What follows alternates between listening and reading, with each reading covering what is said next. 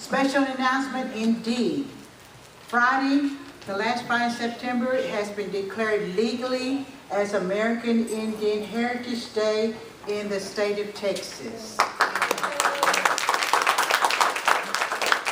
That means, hopefully you don't go to work because you're going to be celebrating American Indian Day. But a bill, we started a bill, a draft bill, in October 2011. Larry and I and Southwest Jewish Congress had said that it was inappropriate for Native American and American children to have a day where they recognize somebody who discovered a nation, a country that already had people, but those people did not have a day to honor them. And from that was our mission, and we decided that state of Texas needs to have its own American Indian Day. A group of community people got together as a committee. We developed a very precise, very definite words to go into the bill. A lot of work, and the bill just came out to be about this long. But it was very powerful because we went through the House of Representatives, Senate with no problem at all.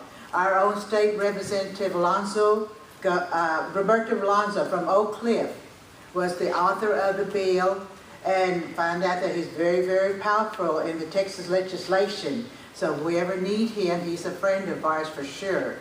And so with that, on May 10th, I got a call about 3:30.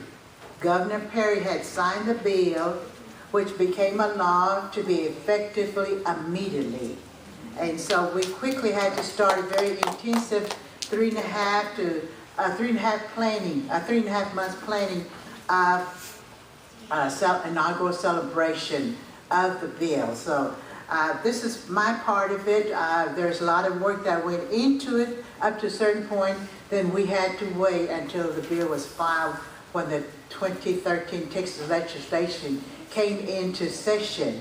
But in the meantime, a lot of you community people supported us by signing petitions, by sending out copies of petition to the Austin Alonso's office. When we were down there for public hearings, his office telling us there were about 2 to 3 folders that thick of petitions coming in. And that was amazing to them because here in the state of Texas, we're the invisible people. But at that time, Friends and the Indians made a difference. And Brian is chairing the inaugural planning celebration, so he's going to take a few minutes to invite y'all to come out. Thank you. Amen.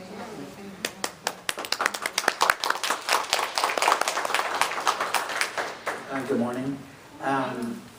This is the perfect time and place to talk about what just was spoken. And also, for us, it's supposed to be a phase 1 now. It's basically when you hear about such a powerful event that happened through the state capitol, for us to be American Indians, it's very hard to see that and even to process it.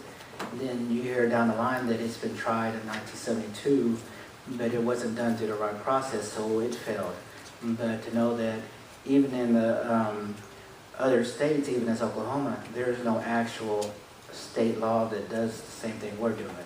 So in that part, that's a big victory because you know that everything we do, our background, our families, our lineage comes from Oklahoma, but for us to come through over here and have a state law in Texas is very unique but very powerful too. The second part is that after you hear what has happened, you actually want to do a phase 1. So in order to do that, you need to celebrate. And also, you need to do phases because everything we do is toward, in our mission statement, it's more toward education. And so education in this part is more reteaching myself as well as the future and the present about our culture, our elders, the education, even the, down the line we'll start talking about the stereotypes and the racism and prejudice. That's baby steps. But for right now, we want to do a celebration. The components we have are in the layout for the event that's happening on Saturday the 28th at Lone Star Park. We're having 3 major categories happening. And like I said, I love being here talking because we've actually pulled a lot of the church members that have been community for us when I've been little, that I've seen that actually that has helped out. And our first focus was be on the elders. Everything we did was more for the community. And so, you know, we have, like I said, you have right next to you, you have people that are helping out, that are doing something, that are not sitting on the sidelines. They want to do more. And so they've excelled beyond my expectations, because they see this more than what I have seen too, is that you're doing it for the community, you're doing it for us, you're doing it for the children, but also you're doing it for the elders that's passed away. But at the same time is that what you're trying to do is you're trying to teach us. It's a great venue to teach, but also you're teaching non-natives also, because you get all those messages that you never want to hear. Then also through your life that you're like, I wish it never happened, or I wish that some other part of education happened. It may be through movies or TV or something like that, or even newspapers. But as an outlet, this is something that we get to celebrate, but it's beyond Texas. We're inviting everybody else from Louisiana and Oklahoma. To me, that we didn't create the borders, so we don't need to hold it down to that. So we actually have the reservations coming in to support. We have dignitaries coming in. We have, like I said, state reps coming in.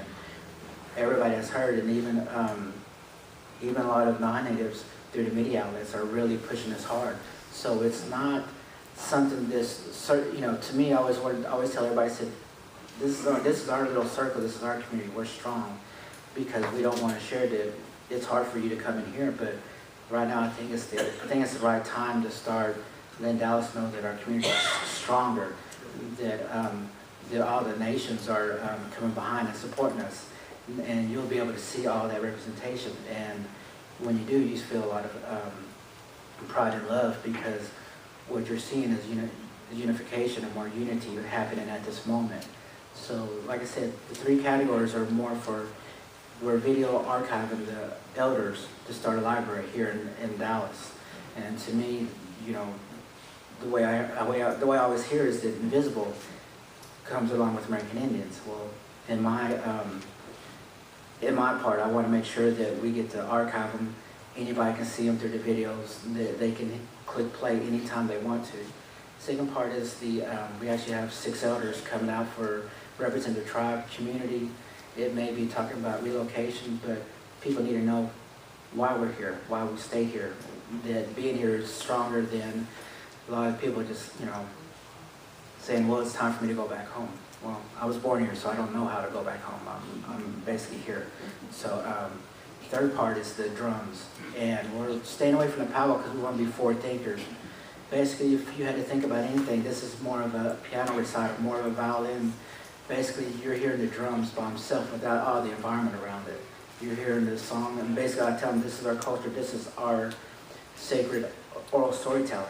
Because if you look at the elements, you get to hear the heartbeat of the drum, you get to hear the different dialects being sung. You also get to see the generations of families being passed on through one little group. And it may not be a little group also, from what I'm hearing, that some of the drums are coming up well stacked. But what I want to do is show that there's different styles, but there's a different culture and education inside this, but at the same time that it's a learning tool. So I want to make sure that I personally invite y'all, because the churches, American Indian Church, has always been pillars of the community. You know, there's other parts what happens, even sports are like that also, but you know, we need to make sure that the churches are represented. So thank you for your time. Thank you.